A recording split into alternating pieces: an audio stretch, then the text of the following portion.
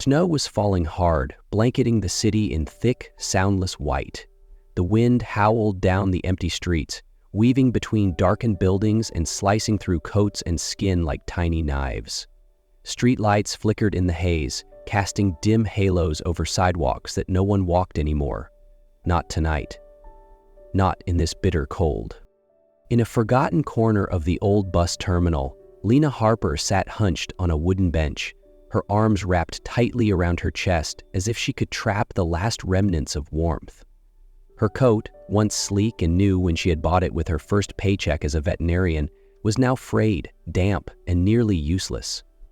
The soaked fabric clung to her shoulders, offering little more than a false sense of comfort. Lina was only 30, but she looked older under the harsh glow of the terminal light.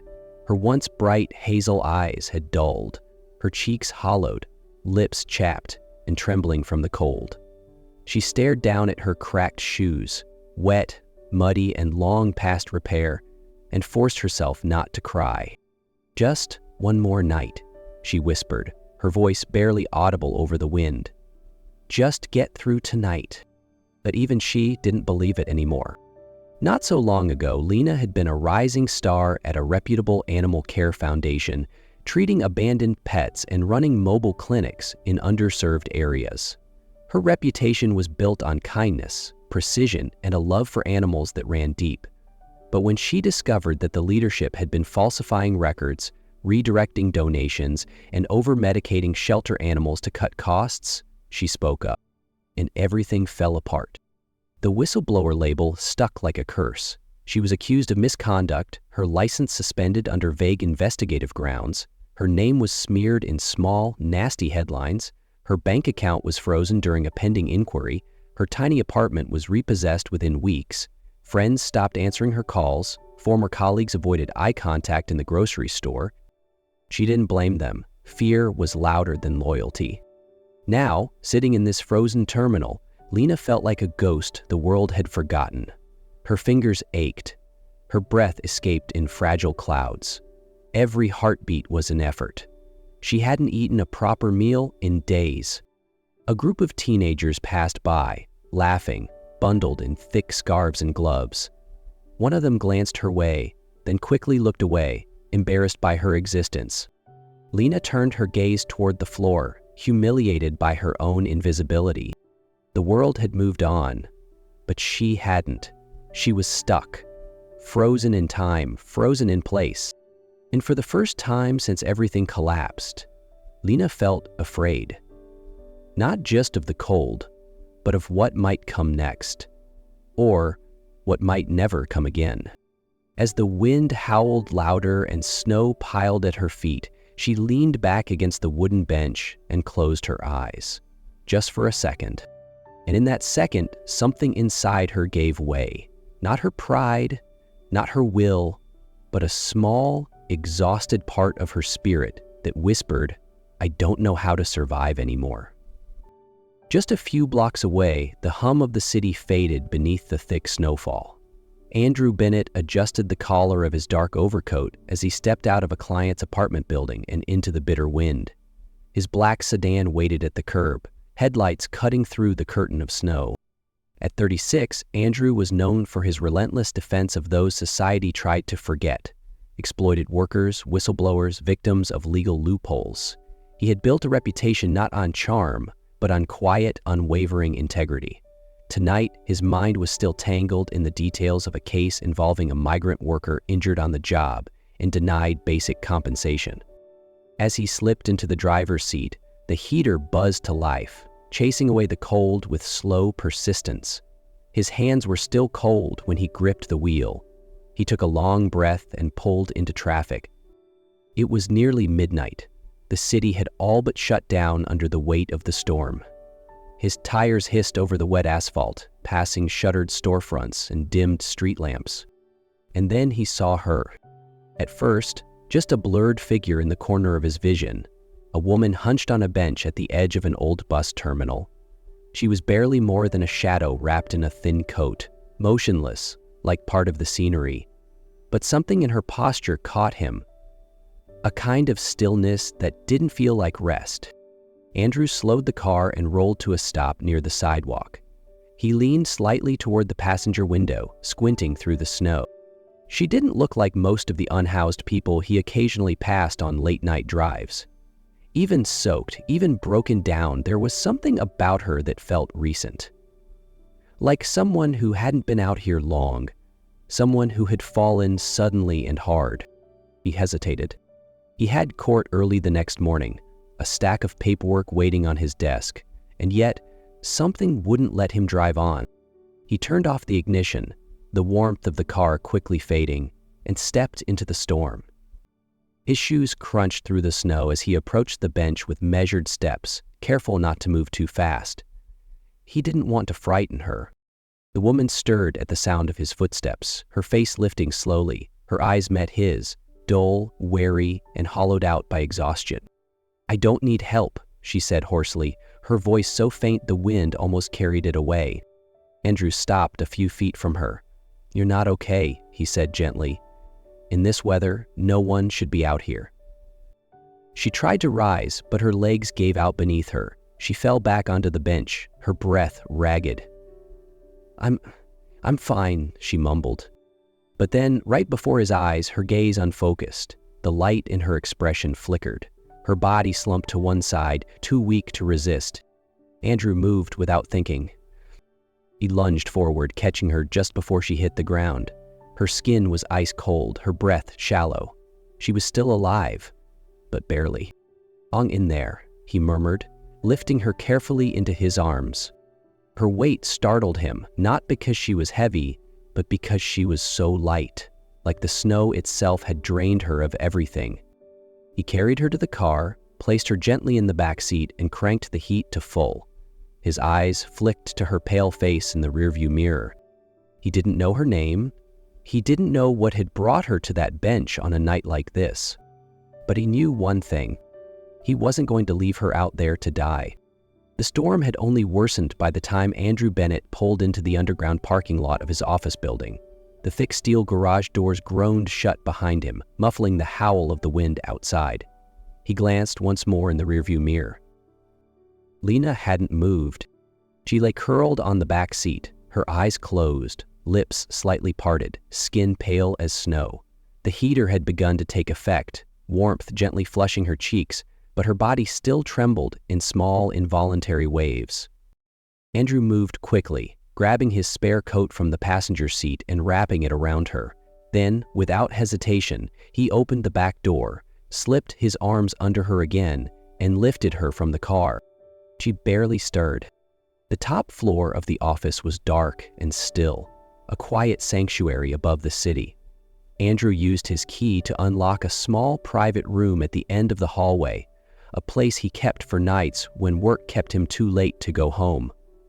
It was modest: a narrow bed, a cluttered desk, a small kitchenette, and an old electric heater humming in the corner. He laid her down gently, removing her wet coat with care, then pulled a thick blanket over her. Her body felt fragile beneath his touch, like a porcelain figure left too long in the cold. For a moment he just stood there, looking at her. He didn't know her name. He didn't know her story. But the weight of her presence filled the room with something heavy and quiet, something broken. He turned on the heater full blast and stepped into the kitchenette, putting on a kettle to boil water. His hands moved on autopilot. Years of late nights made the ritual second nature. But his thoughts kept circling back to her face, the weariness etched into it, the fight she clearly hadn't given up, but was losing anyway.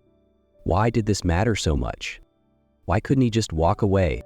He pulled out his phone and dialed a number from memory. A few seconds later, a groggy voice answered. "David," Andrew said, his voice low but firm. "Sorry to wake you. I need you to come to my office, now. There's someone who might be hypothermic. She needs to be checked." 20 minutes later, the door opened, and Dr. David Lin, his longtime physician friend, stepped inside carrying a medical bag. He was in his 50s, salt and pepper hair disheveled, but his eyes alert. He knelt beside the bed, checking Lina's pulse and temperature with quick, practiced movements. "She's cold," David murmured, "but not critical. Mild hypothermia. She needs rest, warm fluids, and calories. She'll be okay. Andrew exhaled slowly, relief settling over his shoulders like a blanket. After David left, the room fell into a hush again, broken only by the soft hum of the heater. Andrew poured hot water into a mug, stirred in a bit of honey, and set it gently on the bedside table. He turned to leave, but then her voice, hoarse and uncertain, stopped him. "Where am I?" Lina's eyes fluttered open, confusion clouding her gaze.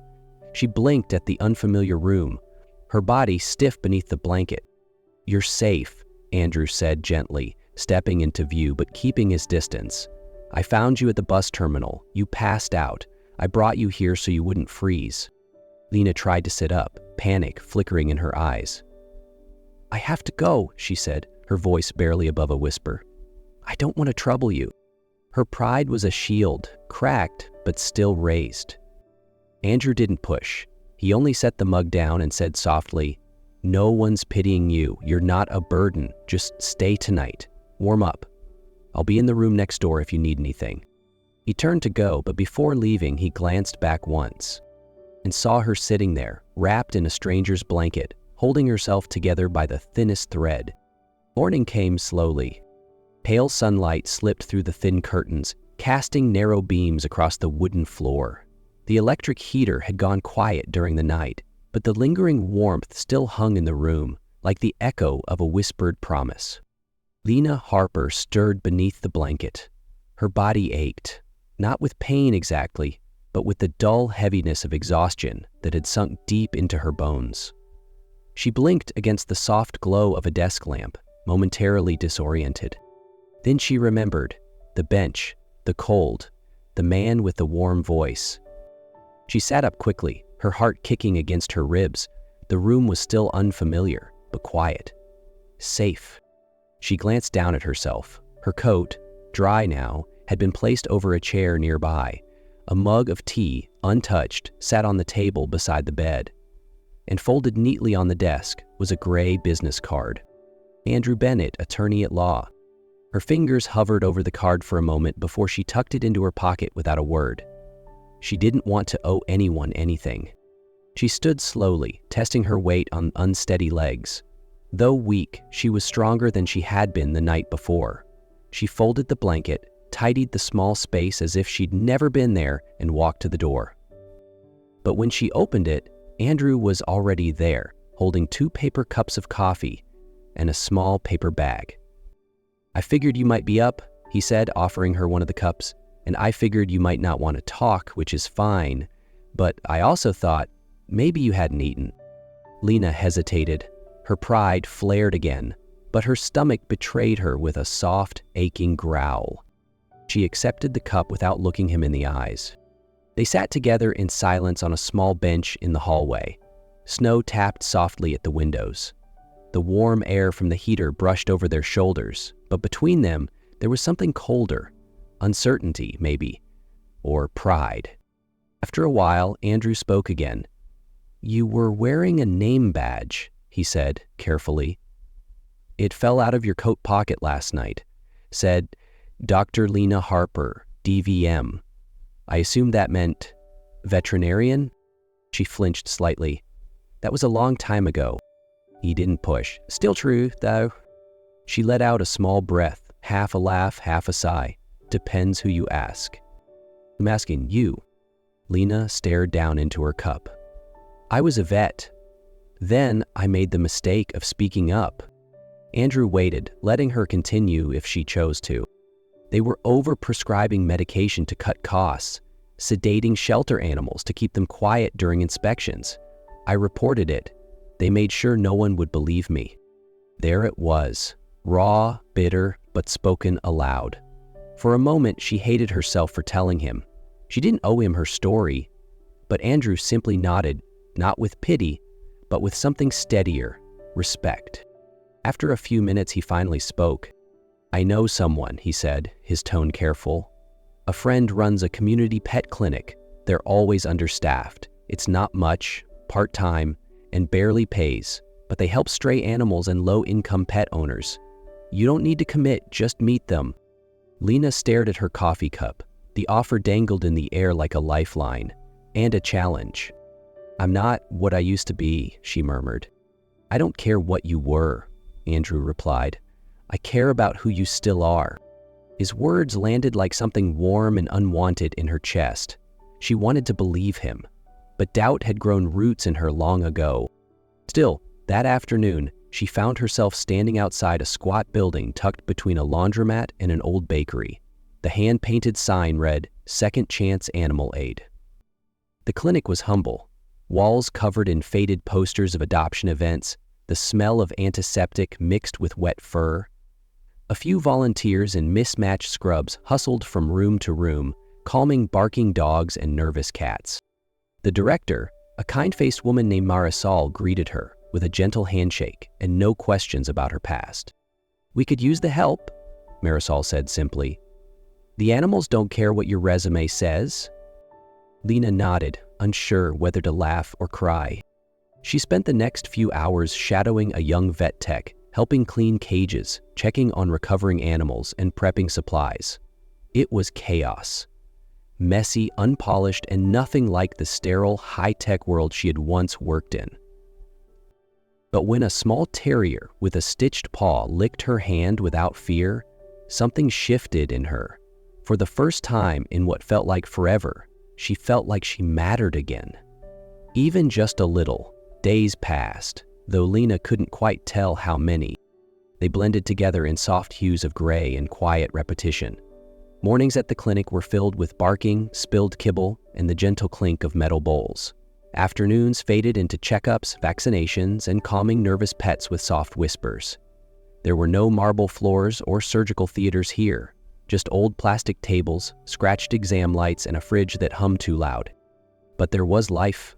It existed in the gentle purr of a rescued tabby sleeping on her lap, in the way an old golden retriever wagged its tail despite a limp, and in the quiet gratitude of pet owners who thanked her with tired eyes and weathered hands. And somehow, in that imperfect place, Lina started breathing again. She still didn't talk much. She kept her past buried in silence, wore it like a bruise under her coat. But her eyes grew a little steadier. Her hands stopped shaking when she held a stethoscope. She found herself humming once, softly, under her breath, as she bandaged a kitten's paw. Marisol noticed. "You have a calm touch," she said one evening as they cleaned exam tables side by side, "like someone who's done this before." Lina offered only a faint smile. "I have." Andrew visited the clinic from time to time, never uninvited, never staying too long. Sometimes he brought coffee, other times a box of pastries from the bakery across the street. He'd hand them off with a simple, "I was nearby," and stand awkwardly for a moment before heading out. But Lina noticed he always left something behind: an unopened pack of gloves, a new set of pet thermometers, a fresh leash coiled neatly on the counter. Silent donations, thoughtful ones. She told herself not to rely on his presence, that he was just being kind, that he did this for people, because that's who he was. And yet, one afternoon, while she was feeding a litter of foster puppies, she laughed. Really laughed, for the first time in months. One of them had gotten its paw stuck in her sleeve and yipped indignantly as it tried to wiggle free. Lina cradled it, cooing as she worked the tiny foot out of the fabric. When she looked up, Andrew was standing in the doorway. He didn't say a word, he just smiled. "You look better," he said quietly. Lina shrugged, embarrassed to be caught in such a rare, unguarded moment. "This place suits you," he added. She didn't answer, but deep down, she knew he was right. It wasn't the sleek foundation building with glass walls and endless grants, but it was real. It was honest, and it didn't demand her silence in exchange for a paycheck. The animals didn't judge her. The people didn't ask questions she wasn't ready to answer. Here, she was just Lina. And for the first time in a long time, that felt like enough. That night, as she walked back to the small room Andrew had arranged for her at the office building, snow began to fall again. But this time, it didn't feel threatening. It felt gentle, like the world wasn't punishing her anymore, just reminding her how quiet beauty could be. She stopped under a streetlight, tilted her face up, and let the snow kiss her cheeks. Something inside her, small and timid, began to glow. Not hope, not yet, but maybe. The memory of it. The light in Andrew's office was dim, golden from the old desk lamp that always burned late into the night. Papers covered every surface. Legal briefs, case notes, photos, reports, and now a fresh stack of veterinary medical records spread between him and Lina. She sat on the other side of his desk, her hair pulled back, her coat still smelling faintly of antiseptic from the clinic. Her expression was quiet but focused, her fingers tracing a line of dosage inconsistencies highlighted in red ink. "These aren't just mistakes," she said, her voice low. "Someone changed these intentionally. The same lot number shows up again and again on pets that died too soon or reacted violently. This is systematic." Andrew nodded, his jaw tight. "It matches the evidence from the supplier. Counterfeit medication, cheaper, unapproved, and dangerous." He leaned forward, his voice steady but edged with urgency. "I want you to be the medical expert on this case. You're the only one who can explain this in court, what it means, how it hurts." Lina's breath caught. She looked down at the reports, at the familiar language of dosages and diagnostics and recovery charts. Once, this was her world. Once, she could stand in a room and speak with certainty about what was right, what was true. But now she was still rebuilding, still haunted by how quickly her name had been torn apart the last time she spoke up. She raised her eyes, uncertainty flickering in them. "Are you sure you want me? My record's not clean. They'll tear it apart, use my past to discredit everything." Andrew didn't flinch. "Let them try. I don't care about your record, Lina. I care about the truth, and I trust you to tell it." His words settled into the air like weight and warmth all at once. He wasn't offering her pity. He wasn't trying to fix her. He was asking her to stand beside him, not as someone broken, but as someone capable. Someone needed. Lina stared at the folder in her hands. Not from fear, but from something older, deeper. A flicker of the woman she used to be, the one who had once refused to stay silent, the one who had believed that doing the right thing mattered, even when it hurt. "I'll do it," she said quietly. "But I need to go through every file myself. I need to be certain." Andrew smiled just slightly, but it changed his whole face. "You'll have everything you need." The days that followed blurred into long hours and quiet intensity. They worked side by side, their conversations turning from cautious to fluid. Lina pored over medical charts, cross-referencing symptoms and batch codes, while Andrew built the legal structure around her findings. They spent late nights reviewing affidavits over takeout containers and lukewarm coffee. Sometimes they sat in silence, absorbed in their work, the soft hum of a jazz playlist in the background. Other times they laughed, soft, surprised bursts, over shared stories from old jobs and long nights. It was strange, Lina thought once, how easily this rhythm formed, as if her life had been waiting for a second chance, not just in medicine, but in connection. One evening, as she explained the metabolic chain reaction of a certain drug to him, Andrew watched her, not just listening, but seeing her. "You're really good at this," he said. Lina blinked. Then, for the first time in days, she smiled. Not out of politeness, not from habit, but because some part of her believed him. The trial had lasted weeks. Endless hours of testimonies, cross-examinations, late nights, and whispered strategy sessions in dim-lit offices. But when the verdict was finally read, the courtroom held its breath. Guilty. The pharmaceutical company that had flooded clinics with counterfeit veterinary medication, cheap, dangerous, and fatal, was to be held fully liable. Damages in the millions. A public statement of responsibility. When the judge struck the gavel, the sound echoed like thunder, but Lina Harper barely heard it. She sat at the witness table, hands folded tightly in her lap. Her white blouse was pressed, her hair pulled back neatly, but inside, she was trembling. Across the room, Andrew turned to her, his eyes steady, a small smile tugging at the corner of his mouth. She met his gaze, and in that silent exchange, Lina finally exhaled, the breath she hadn't realized she'd been holding for months. They had won.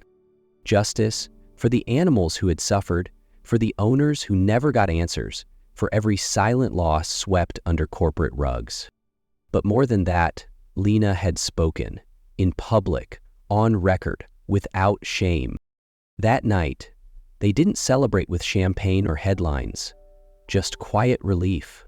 Takeout boxes on Andrew's office desk, the city outside cloaked in drizzle. Lina sat on the windowsill, sipping tea, watching raindrops chase each other down the glass. "I didn't think I could face a courtroom again," she said softly. "Not after everything." "You didn't just face it," Andrew replied. "You stood up and changed it." She smiled faintly. The words meant something coming from him. For a few days, it felt like things might turn. Social media buzzed with support. Articles praised the legal team's sharp strategy, the power of Lina's testimony. Pet owners from across the city left messages at the clinic thanking her. Volunteers brought extra food, treats, supplies. Strangers sent handwritten notes. It felt good. It felt possible. But it didn't last. On the fourth day after the verdict, the first headline dropped. Then another, and another. Unstable vet or courtroom pawn. Lina Harper. Fired, forgotten, now famous, but why? Insider source, Harper had mental health struggles before trial. They dredged up everything, her whistleblower case, the suspension, photos taken on her worst days, hunched at a bus stop, eyes hollow, coat soaked through. They questioned her credibility, her intentions, even her sanity. And just like that, the world shifted beneath her feet again. Lina sat on the edge of her bed in the small clinic room she had grown to trust. Her phone glowed in her hands, articles stacking one after another like knives lined up for the next cut.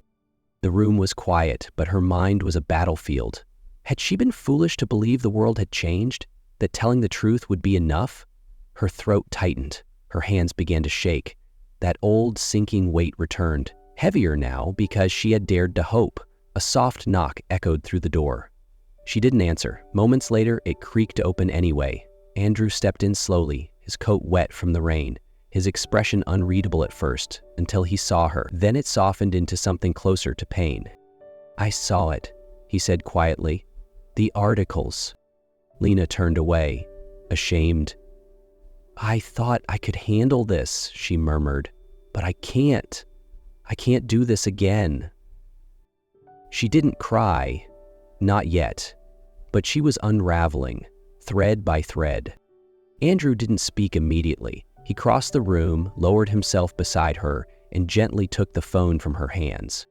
He scrawled in silence, his jaw tensed with each headline. But when he looked at her again, his voice was steady.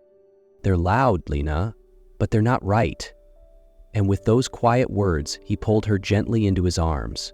She resisted for a heartbeat, still afraid to need anything. But then she gave in, her face buried in his chest as the storm raged on outside. Andrew held her like an anchor, like the one true thing in a world that refused to be kind. "You're not alone," he whispered. "Not anymore." The next morning, the rain had cleared, but the air still carried the chill of what had passed. Lina stood in front of the mirror in her small room above the clinic, staring at her reflection like she was trying to remember who she used to be. Her face was pale, her eyes rimmed with fatigue. But beneath the exhaustion, there was something else. Something harder, sharper. Resolve. She reached for the white coat hanging on the back of the door. It still smelled faintly of the clinic, alcohol wipes and pet shampoo, and something oddly comforting. She slipped it on like armor downstairs. The reception area buzzed with the usual rhythm of barking dogs and murmured greetings. Life, despite everything, continued moving forward. And Lina had made a decision. No more hiding. No more running from shadows. It was time to fight, not just for justice in a courtroom, but for her name, her life, and the truth she had once been punished for telling. Later that afternoon, she walked into Andrew's office, where he sat surrounded by legal folders and stacks of press clippings. He looked up the moment she entered, his expression both expectant and cautious. "I want to sue them," she said, without waiting. Andrew blinked. "The foundation?" She nodded. "They ruined me, lied about me, and now they're trying to do it again. I want to take them to court and clear my name for real this time." There was a long pause. Then Andrew pushed a single sheet of paper across the desk. "Already started the paperwork," he said quietly. "I was just waiting for you to say the word." Lina stared at him, stunned. "You knew I'd come back," she said, more statement than question. "I hoped," Andrew replied, "but I also knew you had to want it for yourself." Something tightened in her chest, but this time it wasn't fear, it was gratitude and belief. For the first time in so long, she felt like she wasn't the only one fighting for her. As news of the new lawsuit spread, so did the media pressure. Reporters began showing up outside the community clinic. Photos of Lina surfaced again, this time framed in fresh controversy. Headlines swung wildly. "Fired vet takes legal aim at former employer." "Unstable or brave? The Lina Harper lawsuit divides opinions." Andrew advised her not to read the articles. She tried, but some nights, alone in the quiet of her room, she couldn't help but scroll through the comments. Many cruel, some confused, a few kind. On morning, on her way out of the clinic, a reporter stepped directly into her path. "Miss Harper," he called out, microphone in hand, "do you think the public should trust someone who once lived on the street? Someone fired for mental instability?" Lina froze. Her fingers tightened around her bag, the familiar flood of shame and fear crawling up her spine. But then she heard a different voice. Calm, strong. "Move aside." Andrew appeared at her side, his expression stone cold. He stepped between her and the camera, shielding her from the lens. "Dr. Harper doesn't owe you an explanation, but if you'd like to discuss slander laws, I'd be happy to educate you on record." The reporter backed off, clearly rattled. Summer sunlight poured over the city like honey, thick, golden, warm. The Second Chance Animal Aid Center looked different now. Freshly painted walls gleamed white in the morning light. The peeling sign had been replaced with new lettering, etched in brushed silver above the glass door. Inside, the smell of antiseptic still lingered, but it now blended with the comforting scent of clean linen and warm air. The front desk buzzed with quiet movement. Volunteers in clean scrubs greeted visitors with smiles. Children sat in the new reading corner, petting therapy dogs. Laughter filtered through the exam rooms, soft and human and alive. And at the center of it all stood Dr. Lina Harper. Her white coat was crisp and clean. The ID badge clipped neatly to her pocket now, reading Director, Veterinary Services. Her hair was pulled back in a simple bun, a few loose strands curling around her face. Her eyes, once hollow and wary, now shone with purpose. She moved through the halls with calm confidence, checking charts, gently adjusting an IV line for a recovering greyhound, offering quiet praise to a new vet tech. Patients greeted her by name. Pet owners thanked her with genuine gratitude. She had built something here. Not perfect, not polished, but real. This place wasn't a fallback anymore. It was a choice, a life, a home. People in the neighborhood had started calling her the vet who listens, the kind who kneels to the level of frightened animals and doesn't rush through grief or fear. Her story had spread, sometimes whispered, sometimes written, in local papers, as a tale of quiet resilience. Outside the center, in a modest office just across the street, Andrew Bennett was also writing a new chapter. After the lawsuit ended, with Lina's name cleared and her license fully restored, he had left his old firm and founded his own practice, Bennett Legal Advocacy. It focused on representing whistleblowers, low-income families, and underrepresented communities. People like Lina had once been. His office was modest but bright, with floor-to-ceiling windows and shelves filled with books on ethics and justice. Clients came in every day, scared and exhausted, and left a little taller after speaking with him. But no matter how busy, he always found time to stop by the clinic. Sometimes it was just a quick coffee drop-off. Other times, he lingered by the front desk to chat with Lina, his eyes soft, his voice lower than usual. The staff had started to notice, of course, but they never asked. The way he looked at her spoke for itself. On the day of the clinic's anniversary and the opening of a new free treatment wing, the sun was brilliant, the air thick with flowers and gratitude. Lina stood on a small stage, wearing a simple blue dress instead of her usual coat. Her voice carried gently through the courtyard. This center is more than just a place to treat animals. It's a place for second chances. For them, for us, for anyone who's ever felt lost. We don't just heal bodies here. We restore hope. Applause rose like a wave, soft and steady. And when the crowd quieted again, Andrew stepped forward. He didn't speak at first. He just looked at her. Really looked. And then reached into his pocket. The box was small, velvet, and trembling slightly in his hand. "I didn't plan to do this here," he said, voice quiet but unwavering. "But maybe that's the point. Everything good that's come into my life since the night I met you was unplanned." He lowered to one knee. "Lina Harper, will you marry me?" The courtyard held its breath. Lina stared at him, her hand over her mouth, eyes shining with emotion too big to name. And then, quietly, she nodded.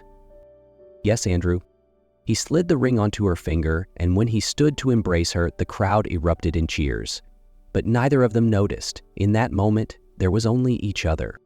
Two people who had once stood in the ruins of their lives, now standing in the light they had built together. Lina stood there, breathing hard, shaken but upright. She looked at Andrew, her voice a whisper.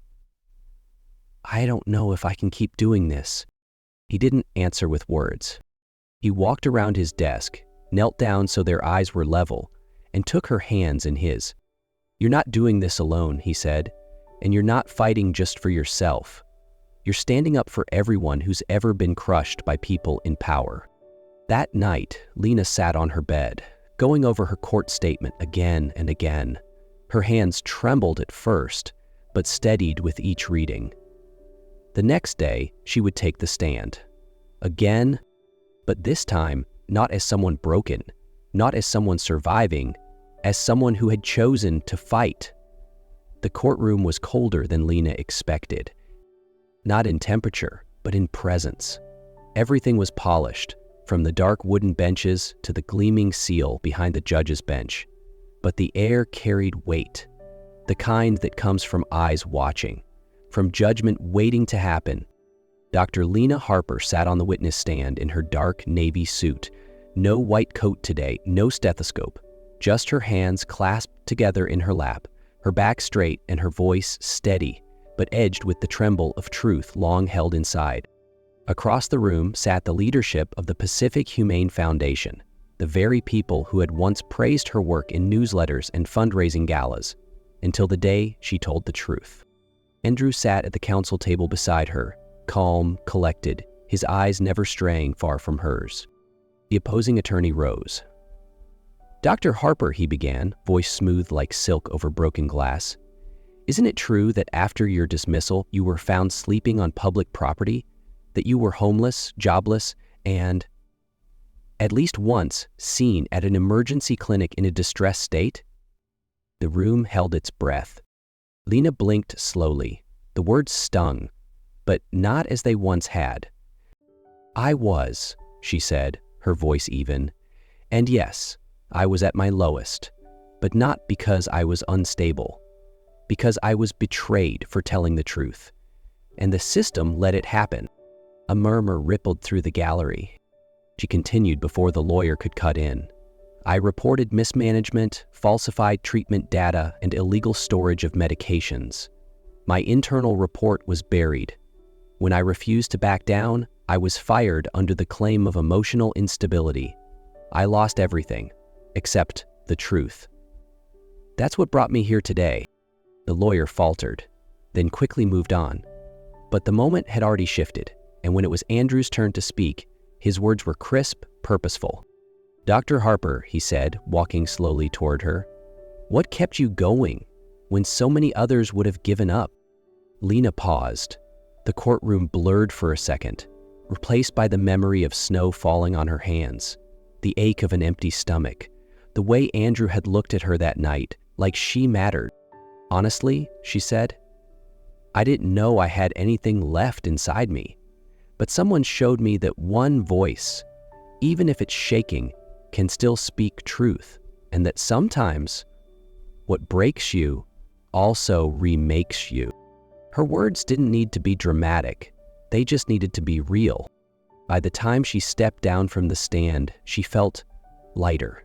Not victorious, not yet, but no longer afraid. For the next 2 days, the trial unfolded in a blur. Documents, testimonies, denials. The foundation tried to spin the story that she was unstable, disloyal, difficult. But Andrew dismantled each claim with calm precision. His defense wasn't built on fire, but on fact, on compassion, and on a quiet refusal to let lies define the narrative. And then came the final morning. The judge, an older woman with keen eyes and a mouth that rarely moved from a flat line, read her decision in a clear, unwavering voice. This court finds that Dr. Lina Harper's termination was retaliatory in nature, without proper cause or due process.